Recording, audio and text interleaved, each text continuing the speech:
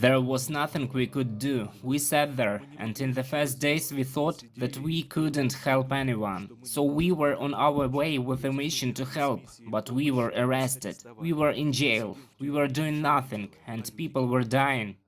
They could save hundreds of people and take them out from under shelling and bombardment. Instead, they spent 100 days in a pit. This is what the Russian invaders themselves call the prison in Olenivka.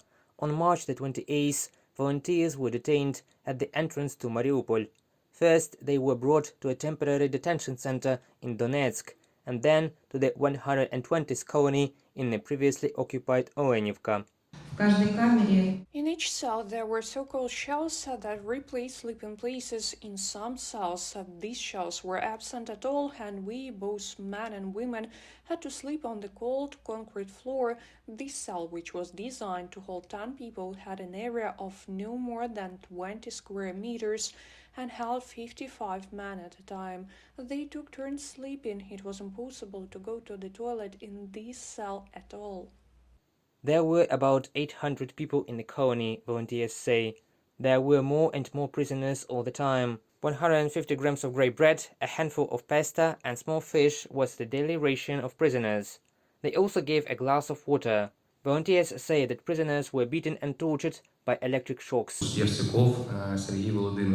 Yevsukov Sergei Vladimirovich, in my personal opinion, is one of the worst executioners who runs everything there, the entire camp. He told us repeatedly that we would stay there for at least 10 years, that they would let our children and families know that we had gone into space, or that we were military pilots who had died in action. At first, the volunteers were told that they had been detained for 30 days for the so-called checks, to find out if they were involved in the Ukrainian law enforcement agencies. During interrogations, it turned out that they were trying to incriminate the prisoners with participation in a terrorist organization. Almost all did not have dates when the protocol was made. There were a lot of articles in this protocol, and as we understood after some time, these are articles that incriminate us with terrorism, and that we allegedly did some terrorist acts in the territories controlled by the so-called Donetsk People's Republic. On July the 4th, Russian overseers took 21 prisoners out of their cells, lined them up and reported that there were no more claims against them. Then the gates of the colony were finally opened. After being released from prison, the volunteers were able to leave the occupied territory through Russia and the Baltic countries and reach Poland.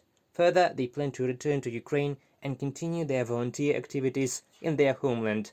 Reported by Paweł Stelmach, Nadia Sukhorukova, UATV News.